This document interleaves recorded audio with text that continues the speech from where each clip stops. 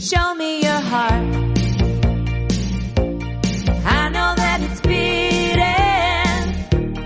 Tell me that you love me too.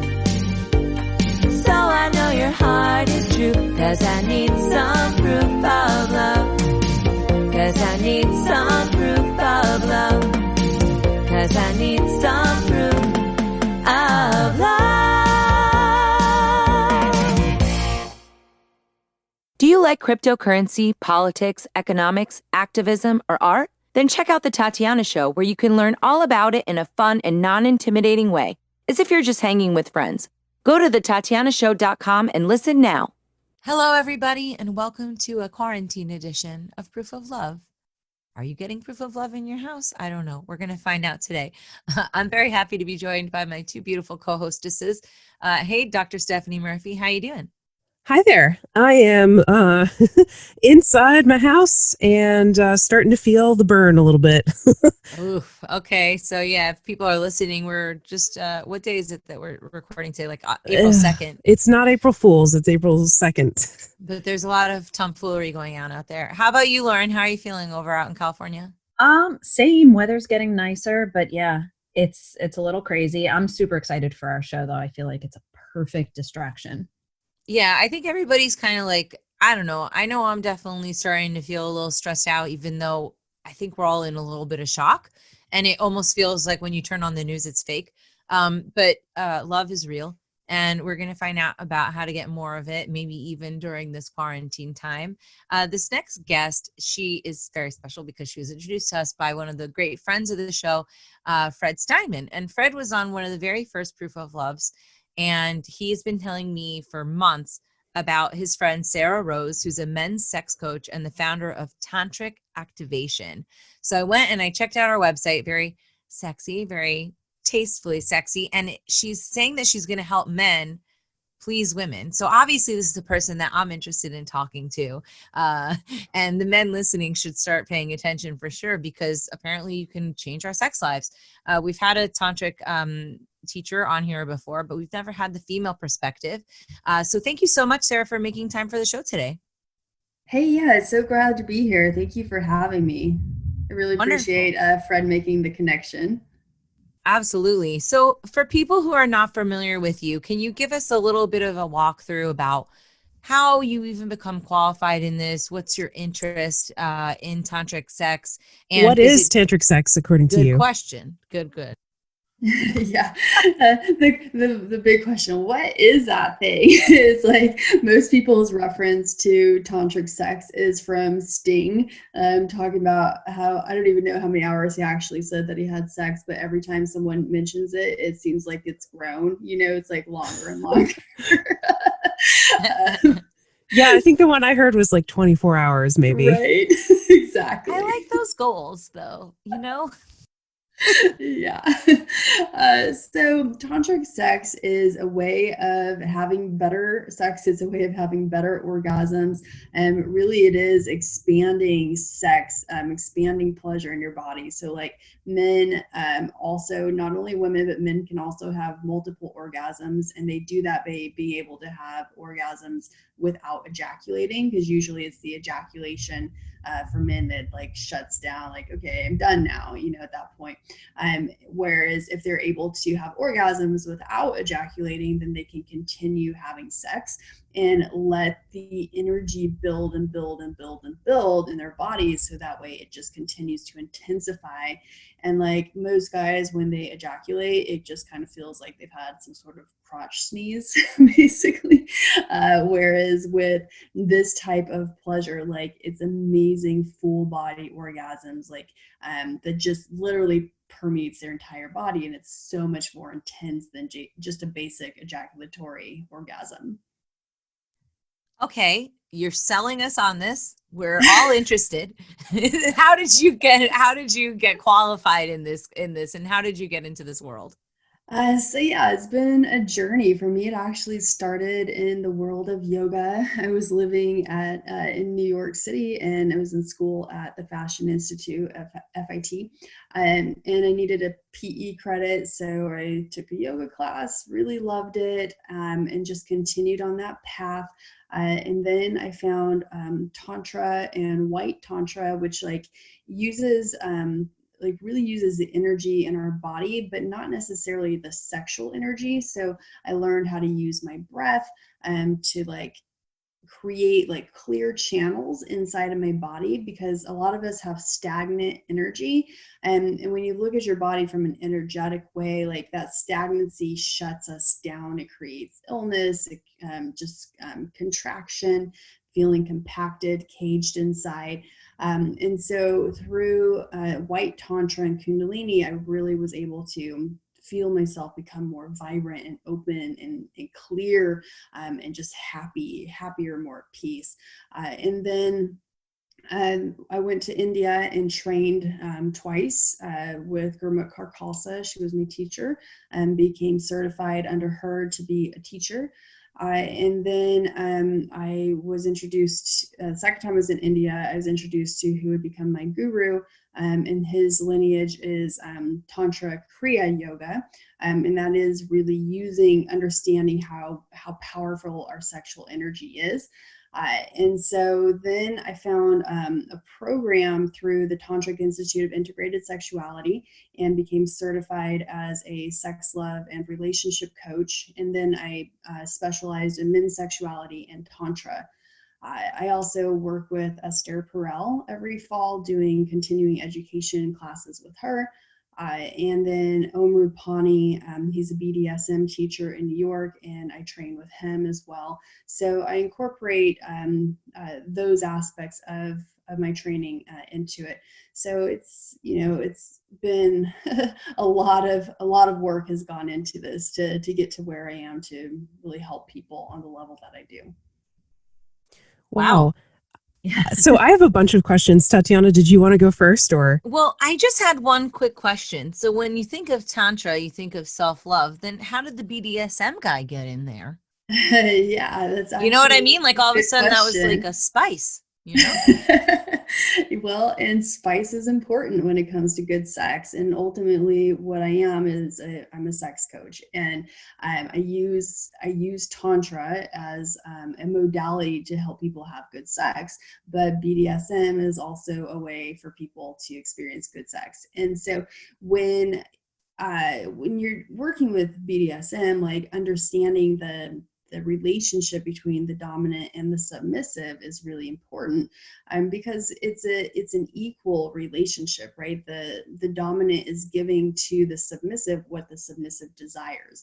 And so it's not that the dominant is in control or powering over the submissive in any way. This dominant is simply fulfilling the desires of the submissive. And so when you take that approach to it, and also the approach that that is in the DS world of creating a scene, that's really powerful for men to take that mindset when they're having sex. So most people, when they have sex, they just kind of like fall into it, basically like, oh, I'm horny, let's fuck, kind of thing. But if you actually are more conscious and set a scene and go into your sexual experience with intention and with consciousness, then sex is going to be a lot more interesting. You're going to have like, I don't want to say a plan, because a plan kind of can sound boring, but like you have, we're just like this intention of like, I'm going in, I'm creating this scene right now, and maybe I'm going to be the archetype of the lover, or I'm going to be the archetype of the wild man, or I'm going to be the archetype of the hero right now. That's one way that I work with guys, is like tapping into different archetypes that they can be during sex. And they're actually facilitating this for their lover that they're there with. And then sex to be a lot more fun than just like the basic PB&J sex that most people have that gets really boring. Yeah. I think. Sorry, I was muted. I wanted to talk. I know, Go ahead, Lauren. Well, we've actually we've had shows in the past where we talked a bit about BDSM, and that's exactly what we've said, that it really is about the equality and going into something with what is actually right and what feels right for you. So what I'm curious about is how do people how do you, I'm trying to figure out how to word this right.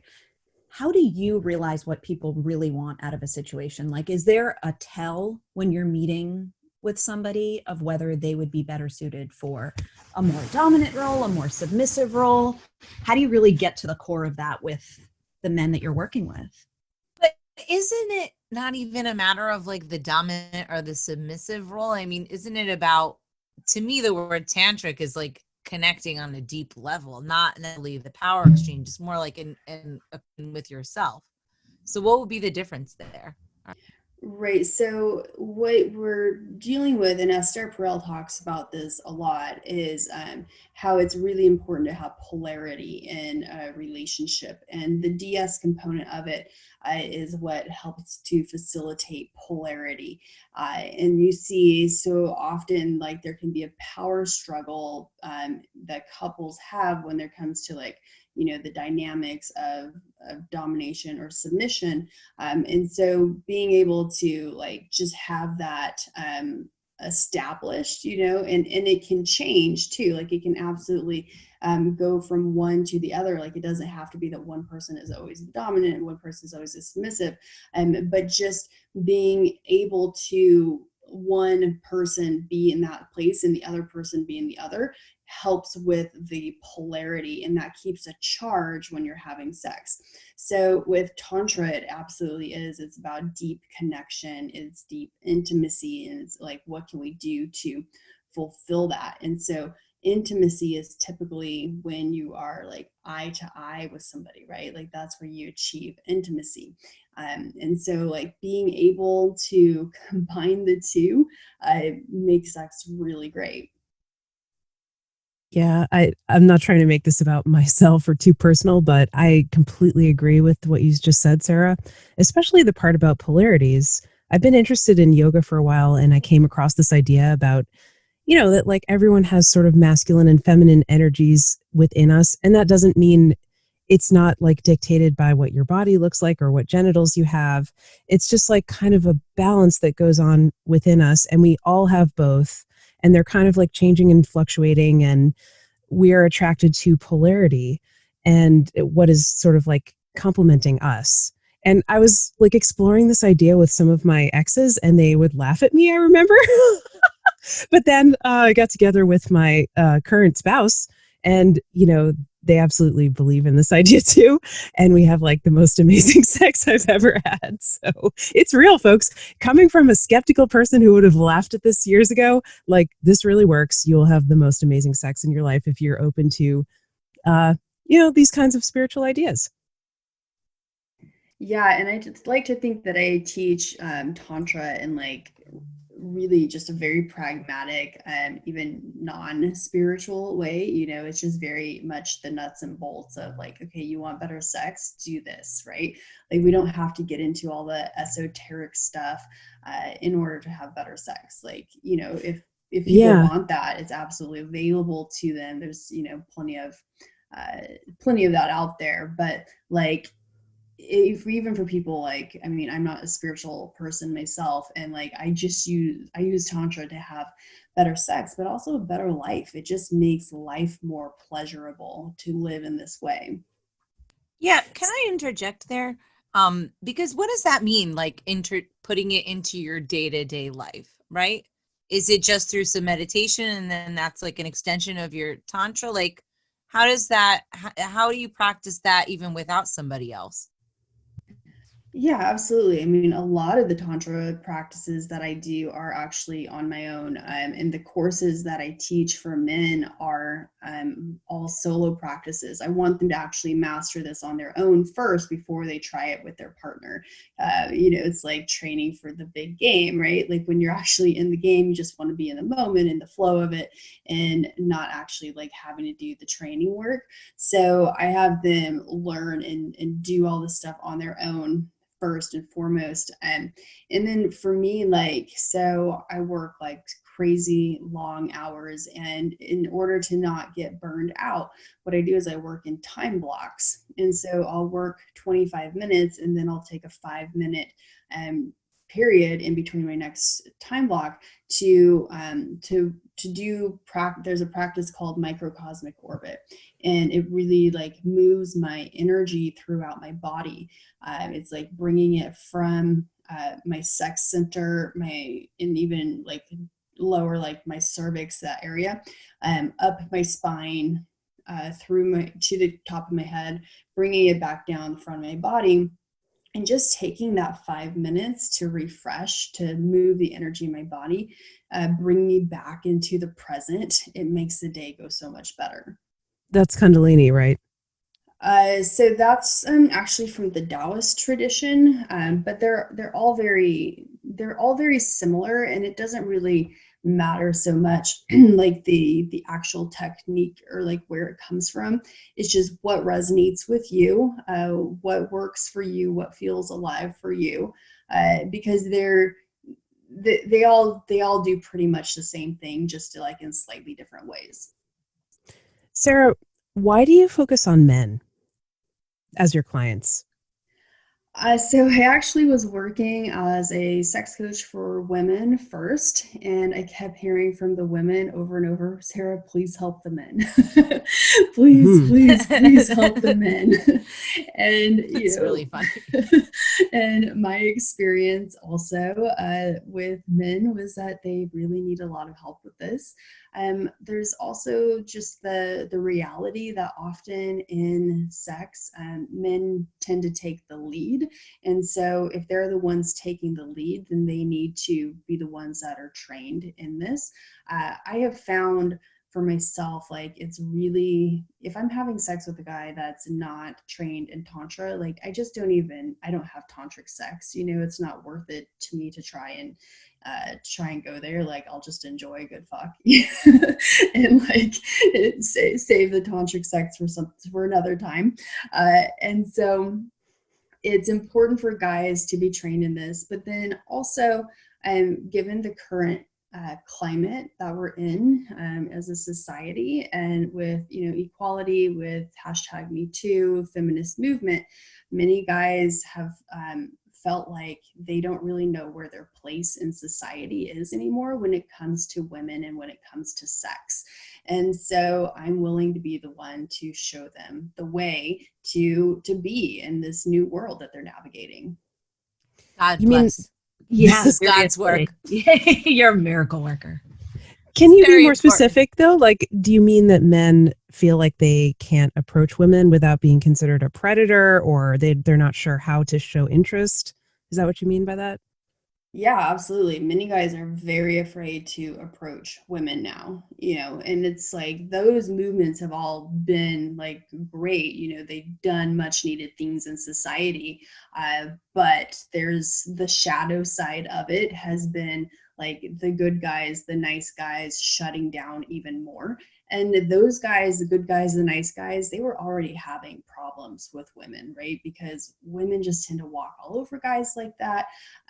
They're not usually the guys that get women as easily, and so those guys have shut down even more. And so I'm like, all right, I'm going to help you out here. I'm going to help you you can still be a man of integrity. And that's not the same as being a nice guy and a good guy, right? Because yeah, it's important to be a man of integrity, to have character, but to still have balls too.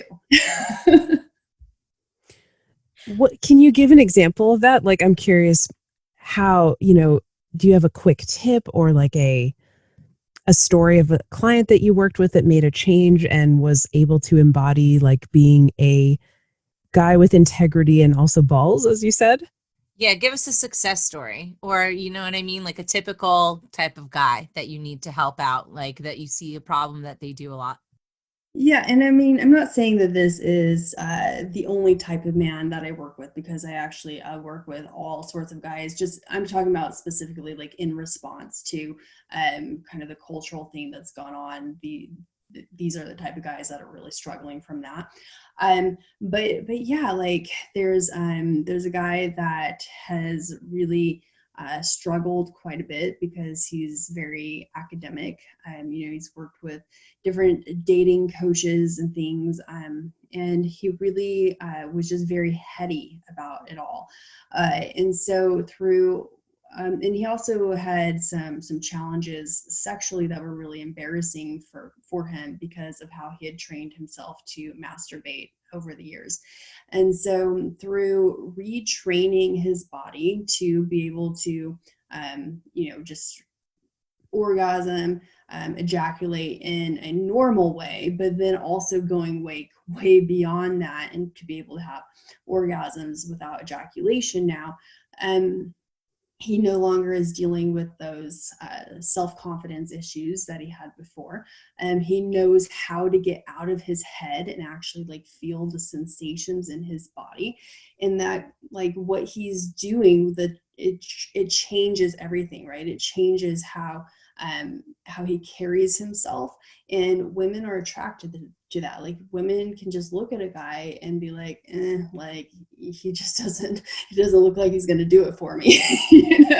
Whereas it look at yeah, and they see another look in his eye, like exactly. guy could look like a little thing, like a little kitten, but you could see the tiger.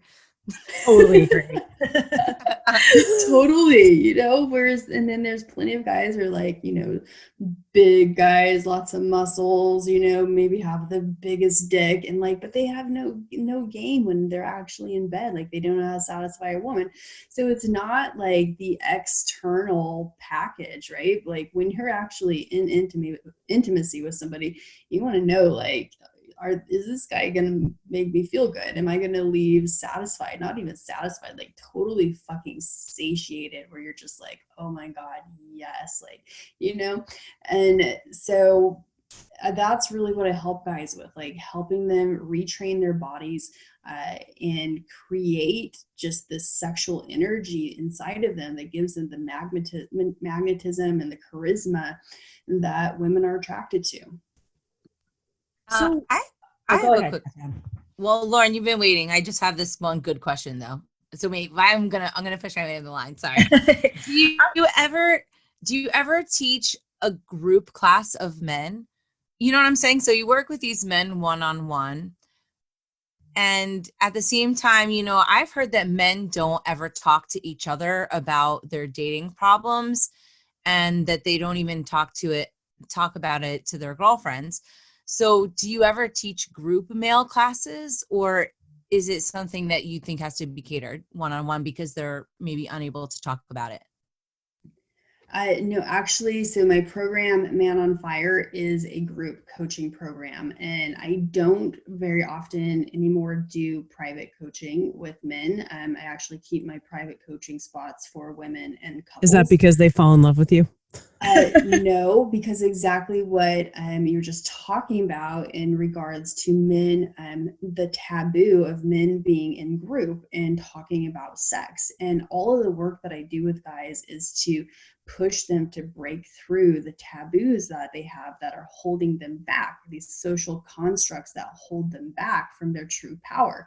And so like being in this group dynamic really puts them in an environment where they have to face these challenges that they have. And so they have to get comfortable with talking about sex, talking about problems around sex, and in an environment where there are other men. And so you're absolutely right about that. And it's really important that guys develop this maturity around their sexuality, because, and I tell them, like, if you can't do this here, how are you going to be able to do this in the rest of your life, right? This is what you're here for. This is a growth process. It's the whole program. It's a 6-month program, and it's all personal development around their sexuality. And that's a very big part of it. Well, I'm I'm just wondering, what is kind of is there a universal pushback that you get from guys? Is there something that you're teaching and you're kind of helping them unlearn to develop new skills that is the hardest thing universally that you found with men, like the hardest thing for them to really grasp? Or is it really just kind of on an individual basis? So it's kind of funny, but actually, one thing that so many guys, because I have, when they come into the program, I give them a guided video showing them how to do tantric testicle massage. And that I probably get more pushback from than anything else. So it's testicle and penis massage, and I ask them to do it every single morning. It's a 3-minute practice, and there's a lot of benefits to it. It increases the mind-body connection. It increases blood flow in that part of the body, helps them screen for testicular cancer. But it's like, when I first started working with men, I never would have guessed that that would be where I got the most pushback, but it is. But once they break through that and they like really start to see the benefits of, stronger, longer erections, things like that, then they're like, oh my God, this is so amazing. And they're so grateful for it. But yeah, I hear that one all the time. It's so funny too, because I feel like when guys do start to see the benefits, obviously, like maybe on their own, or they have a woman that they're with that enjoys playing with their balls, or whatever the situation, guys become obsessed with playing with their balls. So I think it's kind of funny that that's the initial pushback. When it's Is that because they don't want to touch themselves unless they get to orgasm? Many guys have a lot of sensitivity around their testicles. Maybe they have had some sort of, experience where they got hurt in that area, and there's some sort of, something they've created around that. But because of the prevalence of sexual dysfunction, many men are just disconnected from their testicles and their penis in general. So they can kind of bypass that if they're going just straight for erection, ejaculation. But when it comes to actually like taking time to connect with that part of their body, many guys have really formed blocks and disconnected there. So there's like a lot of numbness that they have, just feeling like they can't feel anything, and so that's actually part of the process, is to recreate sensations there and help them to become more sensitive, not in a way that they're going to be ejaculating quickly, because I help guys with that also through breath practices, but like just being able to feel the sensations in their testicles and penis. I have another question. I'm sorry, I have so many questions. But the guys that are coming to you, I'm assuming they're from all walks of life, all ages. Are you finding a lot of your clients are in relationships? Is that a common theme, or is this mostly single guys looking to kind of better themselves, better their love lives, become deeply connected with themselves? And is there really a difference? Do you notice a big difference with these guys that are in relationships versus working on it just strictly on their own? So I work with all types of guys, all ages too. I have guys like in their young 20s to late 50s, and all different ethnicities, all different religious backgrounds, all different relationship statuses. Some are in polyamorous relationships, dating people, open relationships, long-term monogamous relationships, have a girlfriend, have never had sex before, are single, divorced, like literally all different demographics. Do you have, and this is the last question I'll ask, because I know Tatiana, well, for now, because I know Tatiana and Steph definitely have a ton of questions, but do you have a process or a part of the process that you like the most, that you find the most rewarding?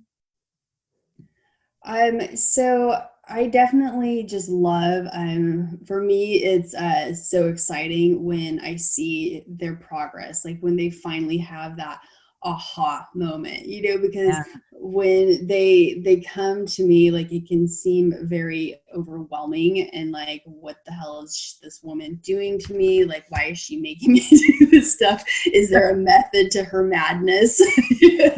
Totally. You know, but it's so great to like when they stick with the process and then they finally get that like, oh, I get it. I'm actually feeling this for myself. And like, yeah, they're really just able to like fully embody it. And then there's no going back from that point. That's so cool, especially just, I mean, it is therapy. It's therapy in a more alternative sense, but there are a lot of people that do go to therapy for various reasons and have coaching for various reasons. But I mean, there are definitely a lot of people that drop out of the process, whether it's too much for them or timing in their lives. Are you finding that a situation? Or are these guys, for the most part, really like they're in it, they're sticking with it, they're doing what they can to make it work for themselves? Yeah, I'm actually, I have a really high rate of men that actually stick it out and go through the program. I've only had 2 guys drop out. One was for, I mean, both of them were, you know, situations beyond their control. It wasn't that they didn't want to be in the program anymore, but like they just absolutely were not able to. And so, but everyone else, like they stick with it.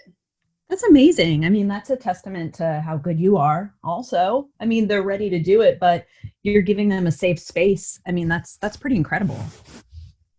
Yeah, well, I mean, it's really a testament to the work and how powerful it is. That's so cool. I mean, how are they coming to you? Just out of curiosity, are you getting reach outs? Or these like referrals? Is it all over the place? Yeah, it definitely is all over the place. I've been on a lot of podcasts. I can't even keep track of how many podcasts I've been on. So that's really great because then they get to like hear the whole story. Instagram, I have a big following on Instagram, and so a lot of guys find me that way. Through Google searches, you know, I'll pop up there as well. So there's a lot of different ways. I do run some ads. But yeah, word of mouth also. You must get a lot of creepiness though, do you? And how do you handle it? Yeah. I'm definitely, I'm pretty tough. Yeah. Like, yeah. And whenever I have like girls working for me, like as an assistant or something, I'm just like, don't go into my DMs, you know, like just stay away. Like I'll take the brunt of all that shit. But yeah, like Do you get dick pics? oh yeah, I mean, tons of dick pics. And I always joke that I'm gonna like make a coffee table book one day out of all the dick pics that I've gotten. Well, actually, funny thing. So I listened to your podcast and you had mentioned that. And one of our previous guests also has a collection of dick pics that she's also been thinking about putting into some kind of a multimedia format, or like you suggested, a coffee table book. Maybe this could be a collective. It seems like a lot of Absolutely. women are doing this. This could be a statement of our times. Right? This is dating in America. The So problem is no one needs to buy it. yeah, who's gonna buy that book? I mean, and the thing is, no one really wants it either. You know, it's like even if I had it, I would never look through it. It's not like it turns me on. Right. But it is okay. So that kind of makes me think about dating, right? Are you New York based still? Yes, right? I know I'm in Austin now. Oh, I like Austin. Okay, so in New York and actually everywhere, where do you think is the best place for people to be meeting, right? It's kind of gotten a little weird with the swipe culture. People can still go to bars.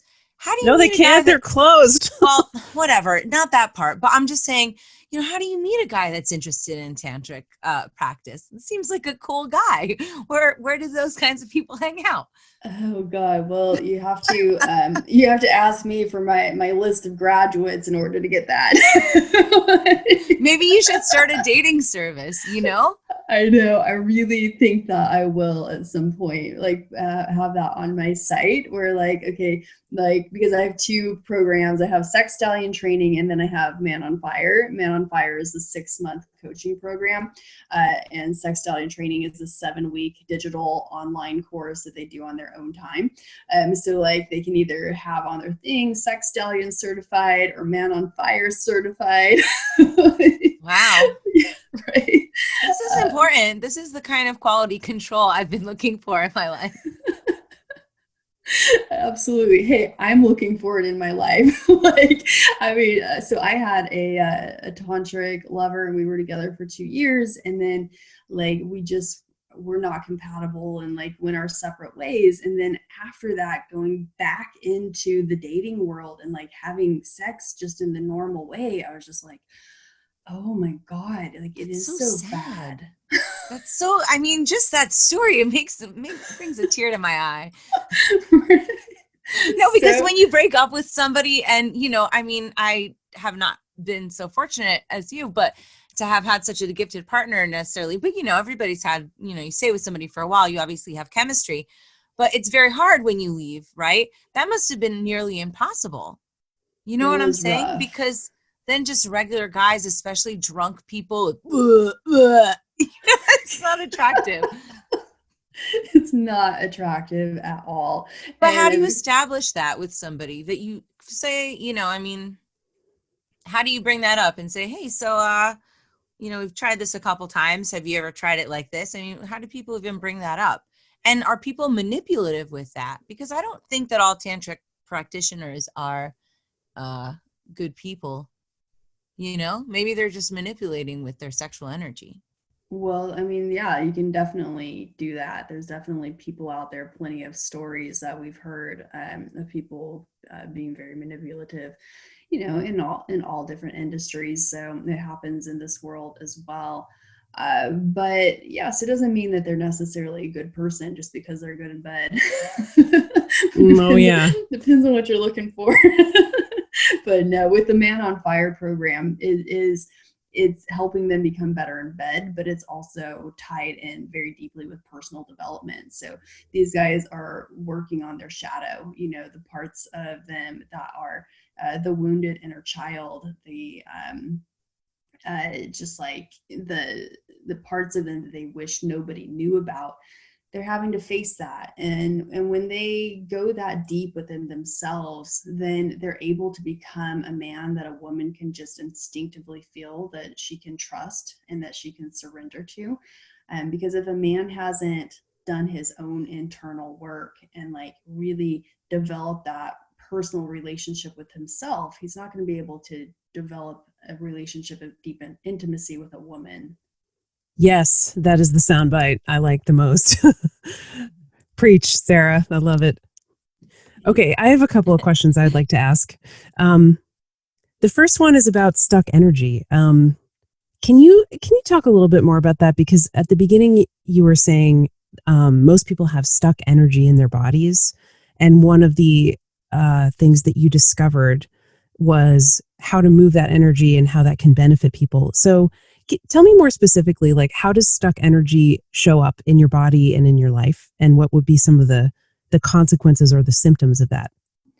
Yeah, you can feel it. So if you actually close your eyes and scan your body, you can notice places in your body where there's where it feels like there's a contraction, or maybe you just feel nothing. Maybe you feel like there's kind of a cage there. Maybe it feels like darkness or shadow. Those are the places that we're talking about. So they're not necessarily bad or wrong, but they just don't feel optimal, right? As humans, we enjoy things that feel good. We enjoy, like, the fresh flowing water rather than, like, a murky swamp, right? And so if there are places in you where you feel like that the murky swamp stuckness, we want to like clear that out and let the water start flowing freely, let the energy start flowing freely. And so once you locate a place inside of you, then you can start to work with it. And so, for instance, if I'm working with a client and say they're not able to, if it was a woman and she says she's not able to orgasm, then we would find inside of her where the resistance is to her having an orgasm, because we know that from a physiological level, all women are able to orgasm, unless there's like a very extreme circumstance that has occurred. So what in her is keeping her, preventing her from having an orgasm, aside from, the basics of like maybe just not being touched right or something? And oftentimes we'll find that there's a piece inside that has resistance because of the way that she was raised. Maybe like she was raised in a very puritanical, religious type environment. Maybe it was a Catholic upbringing, or something like that, where sexuality was shamed. And so we can actually work with that piece and talk to it and allow it to talk, and then allow it to move into another part of her life that it actually does serve her, because now as an adult woman in a relationship with someone that she loves, like that doesn't serve her anymore. So I really help people like get into their bodies. We live in such a society where we're in our heads, and like that shuts us down to what we're feeling and the sensations that are within us. And so being able to like actually take different parts of ourselves and even communicate with our body, it seems so strange and foreign to us, but it's really effective at helping to clear out some of that stuff that keeps us and holds us back from like really feeling good and just feeling in our bodies. Wow, that's interesting. It sounds a lot like parts work, or what I've heard just referred to that way before. Yeah, so there's a lot of ways, a lot of different approaches that I take to working with people. Yeah. Okay, I want to talk now about BDSM and how it can be, but does not necessarily need to be a part of Tantra. So how would you say, as someone who's been both involved, I guess, with the BDSM scene or community, and also with what you do for work, like, is there even a cross section between these two? And like, how does that work? How is BDSM a part of Tantra? And how is BDSM typically practiced, which is in a non-spiritual or non-tantric way, and how does that show up? Yeah, I mean, I think there's a lot of people out there right now, to be a dominant has kind of become like a catchphrase. It's something that's like, oh yeah, I'm a dom, like, there's some like cool factor there. But many of these guys don't really know what they're doing, don't really have any training, and they just, like to feel that they're dominant, but they really aren't. to really be a true dom, like you've got to have done your work, your shadow work. You've got to have seen your own shadow and dealt with that in order to like really be in integrity in that type of position. And so once again, in the Man on Fire program, group coaching program, the guys are doing that. Like they are really going to their core and finding their integrity.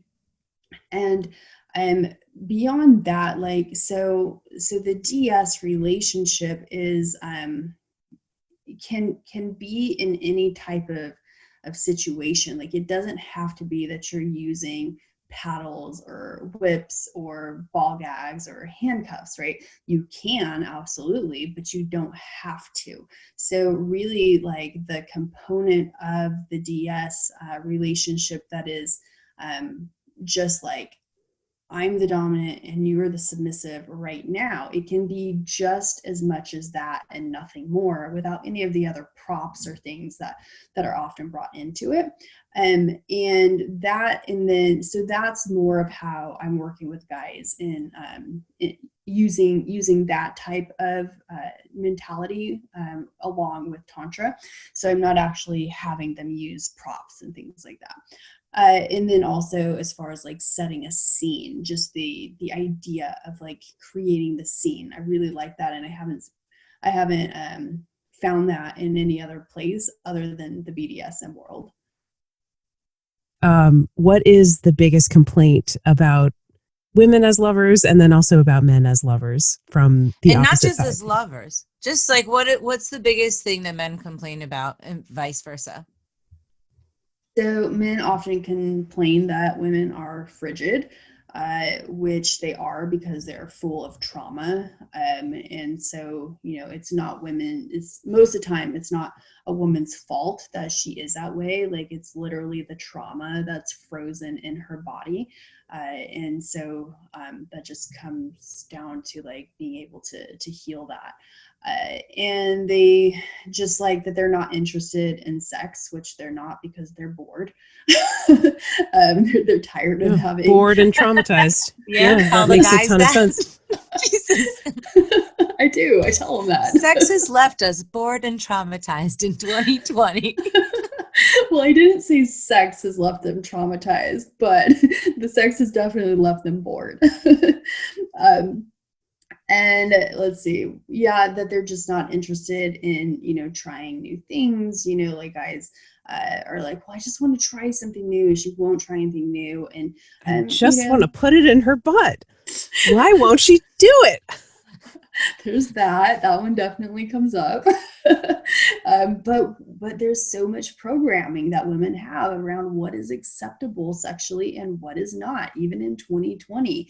Like a huge majority of women have hangups around sex, and it comes from just being in this culture where for the last 10,000 years, women have had to choose whether or not they were going to be accepted by society or be sexual. And it still comes up. Like even today, like you have a lot of women that are out there with their sexuality, but they're still being stigmatized. And so women, if I do these things that he wants me to do, it's really deeply ingrained in their primal brain that they're not going to be accepted by society if they become this type of sexual woman. And and there is some validity to that. So these are, complaints that guys have, but there's real deep reasons why women are the way that they are. Do you recommend that guys experience penetration as a way to gain empathy for female partners? Ooh, it's a great question. Penetration in their ass?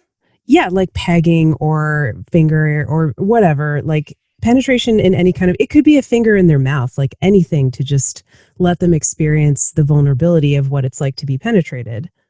Oh yeah, and I think like good sex should include that, like just guys being more open and like women being willing to go there with guys and guys being open to receiving it. It's definitely a part of good sex.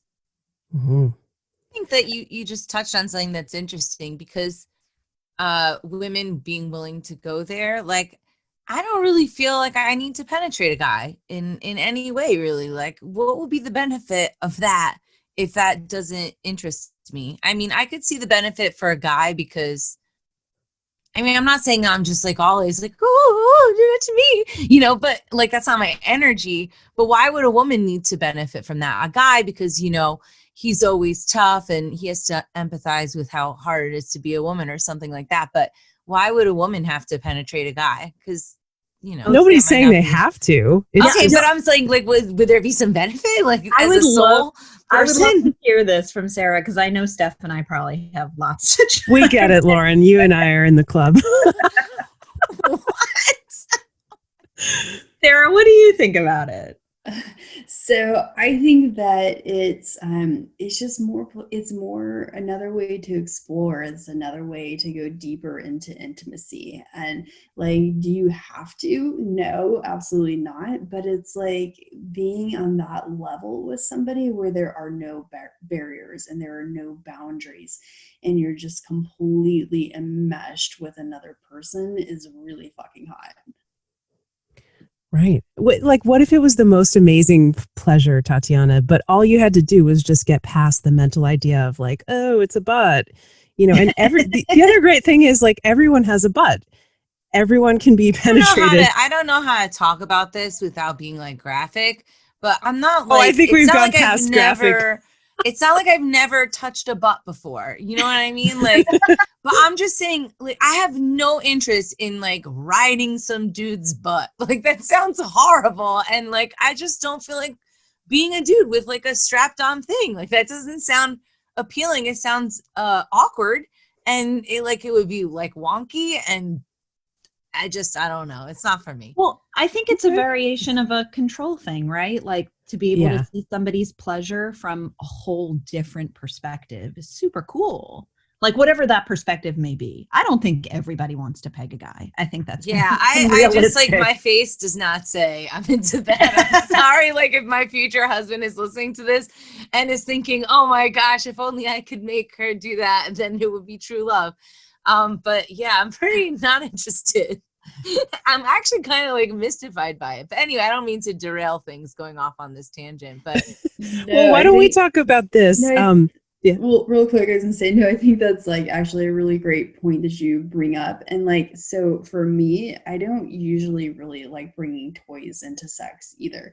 Like even just sometimes for like BDSM play, but other than that, like I'm just not really into it.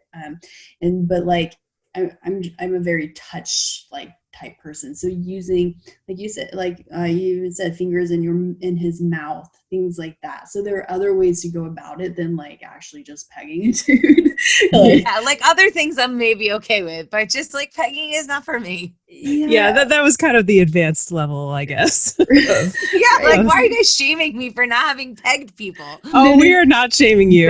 No shame. At all. I think that's fair. I think that you're in the majority, I'd say. Yeah, no. And like, I mean, me personally, like that's not really my thing either. I'm not opposed to it, but it's not something that I'm like, oh, I got to do this, tomorrow or I'm going to die. Sure, like, yeah. As opposed to the others on this call that are just waiting to get off of the not me. I'm kind of neutral. I'd say. I am counting down the minutes until the Zoom call ends. No, just kidding. Okay, I want to shift the question to something else. We talked about what are the biggest complaints about women that you hear from men, Sarrah, but what about the biggest complaints about men that you hear from women? Let's balance it out here. Okay, so in that regards, yeah, definitely that they're just they come too fast. That's a big one. Like premature ejaculation impacts a lot of men, depending on studies you look at. Like it's up to 70% of guys. So what do they define as premature? Like, are we talking 2 minutes? Mm-hmm, yeah, within 1 to 3 minutes of penetration. Okay, so it's literally 2 minutes. Okay. Yeah. Got it. Yeah, the 2-minute guy that you hear about. I mean, it's like really is a real thing. But isn't the average, sorry to interrupt you, but like, isn't the average act of intercourse between, men and women that are kind of like in a steady relationship, isn't it about like 8 to 12 minutes on average or something? I think I had read that somewhere. Yeah, I think I've heard that too. I don't know for sure offhand though. Okay. So, and I don't know also if that includes like foreplay. So not 100% on that. But it's definitely, that's one thing that comes up a lot. I wish that he could last longer. I wish that he was just more like that he knew my body, that he could give me more orgasms, and that he was just more like would spend more time and there's more intimacy. So I hear those things quite a bit from women. You know what? So if there's a couple listening to this show right now and you know, the guy hasn't asked the girl lately, hey guys, why don't you check in? You know, maybe be like, hey babe, you want to try like anything you want me to try differently? And ladies, if you're listening and you're hanging out with your guy, maybe ask him, be like, hey babe, you want to spice it up or whatever it is. Like this might be a good opportunity for couples that are listening to actually check in. So this is an assignment. Instead of you guys having to feel the initiative to bring it up, ask each other, check in, you know? Because people get bored of each other. What was the woman that you were talking about? Esther Perelman or something? I think she's done some TED Talks. Esther Perel, yeah, she's amazing. Yeah, I thought she was very, very good. Although a little bit of a scary topic. She wrote Mating in Captivity, right? And it's about how people can get bored in long-term relationships and how they avoid that. Yeah, and it's about how to keep eroticism alive in relationship, and mystery feeds desire. Those are kind of the basic themes of that book.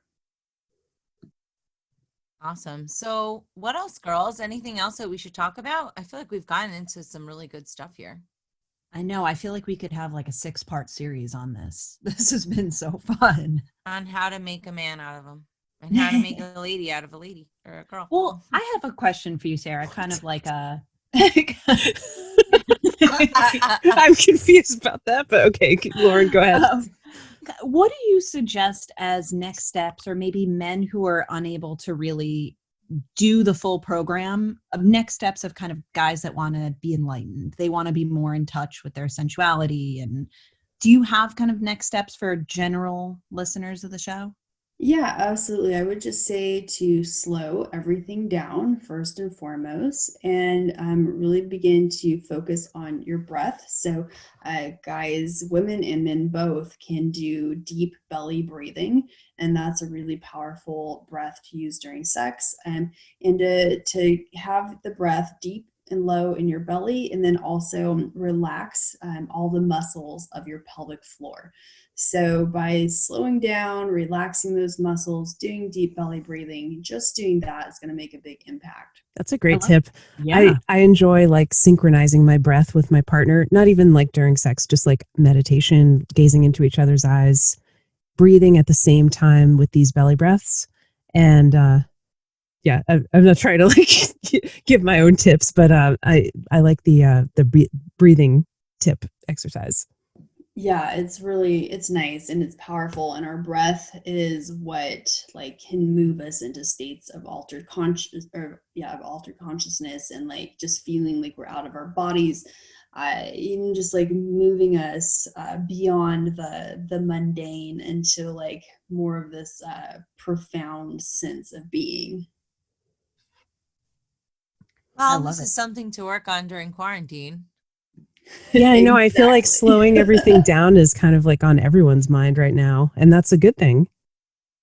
I don't know if people are able to slow everything down right now. I think it's actually been pretty difficult in certain ways. I don't know. It seems to kind of ripple out over different people. Everybody's moods are kind of out of whack. So yeah, I think this is a good time to maybe reconnect.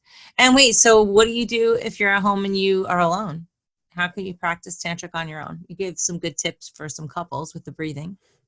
Will do this on your own in masturbation practices as well. Well, there's that. Yeah, I mean, sexuality training, like I said, it's a 7-week online course that's digital. So you like literally like click, get instant access, do it on your own time. And it's all masturbation practices. So you don't have to have a partner. I have one question remaining. And, you know, since everyone's talking about COVID, does Tantra have anything to say about sexually transmitted infections and like preventing them, or an Ayurvedic approach perhaps? It doesn't really talk. I mean, I'm sure Ayurveda does, but Tantra doesn't really talk about, as far as my knowledge anyway, about like STDs. You can work on, as far as COVID goes, like strengthening your lungs through tantric practices. And you know, we've seen like people that have had COVID-19, like that's the thing. Like they feel like they can't breathe, they need the ventilators. And so a way that you can work towards strengthening and expanding your lung capacity is to actually inhale and feel like your rib cage is filling up completely with air. And once you feel like you're at capacity with your breath, then take a sniff and increase that capacity that much more just by that sniff. So it's inhale, completely fill up your lungs, and then sniff to like bring in that extra little bit, and then hold that breath to the count of 8. And then at the count of 8, slowly exhale that breath. And then breathe a couple of times normally before doing it again, and try that maybe 3 times. And that's just going to help begin to like open up and strengthen your lungs. So that's one way that people, can work on that. Clearly there's no guarantees or anything, but well, I just did that right now and it made me feel better. So yeah, felt good. Yeah, at the very least it'll make you feel better right now. Me too. I did it too. Maybe our listeners were trying it as well. I think that Lauren had a quick question. Yeah, I'm just wondering, I mean, we were talking a bit about, being home and quarantined, and I'm just wondering if you have places you think online where people can connect right now that may be in the same space, or if there's any like communities, for example. Yeah. Communities around Tantra. Yeah, or communities that you like, that you suggest, that you think could be helpful, including, I mean, obviously your own. The online course to me sounds like the perfect opportunity for so many guys to get involved in this right now. But yeah, are there any kind of additional resources that you think might be helpful for people, or places people can just check out? So let's see. My friend Guy, he's in New York, and he does Tantra speed dating. So if you just look up, I think his is called the Tantric Institute, and that is a great resource because he's doing all of his stuff online right now. Oh, that's awesome. Yeah.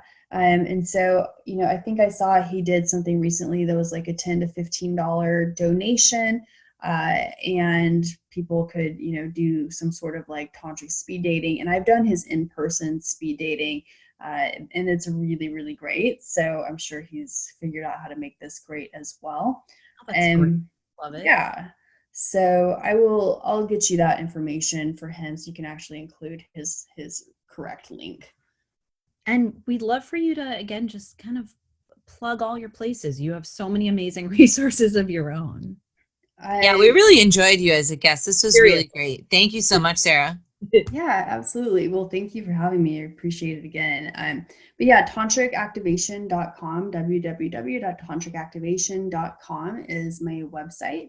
And there is where you can get on my email list. And once you get on the email list, I send all sorts of like free tips and coupons and discounts, invitations to free events that I do. Like for instance, I'm doing this Saturday, I'm doing another free webinar.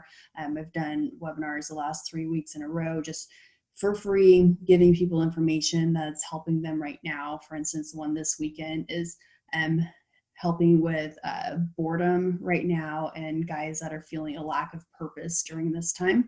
So we're focusing on that. Last time it was around how to stabilize yourself during this time with all this stress, not letting yourself regress into states of survival that aren't really necessary for you, but like being brought down to those states because of the media and everything, but like really staying in your current level of success and making sure your relationship isn't destroyed because of this. So I give a lot of free information through webinars, and you get information by being on the email list. Awesome. Thank you so much. And we'll include all of those links there. Any final words, girls, before I sign us out of here? I just want to say thank you. This was so awesome and so enlightening, and I'm definitely going to check out your information. So thank you for being here. Yeah, thanks, Sarah. Yeah, absolutely. Thank you so much. It was so much fun talking with you all. Yeah, we really enjoyed it. Everybody check out Proof of Love Cast Fridays on proofoflovecast.com. You can find our socials. Check out thetatianashow.com. That's out on Tuesdays on the LTB network. So go to thetatianashow.com, proofoflovecast.com. We'll see you next time. Thanks for checking in. Stay safe, everybody. And we love you. Bye. Bye. Show me your heart. I know that it's beating. Tell me that you love me too. So I know your heart is true. 'Cause I need some proof of love. 'Cause I need some proof of love. 'Cause I need some proof of love. Thank you for listening to Proof of Love. Please follow us on Twitter, Facebook, and Instagram at Proof of Lovecast. More episodes can be found at proofoflovecast.com. And make sure you leave a review on iTunes and tell your friends. Proof of Love has been brought to you by CryptoMediaHub.com, a boutique marketing and PR agency for Bitcoin and beyond. You are listening to Proof of Love with Tatiana Moroz, Dr. Stephanie Murphy, and Lauren Kasovitz.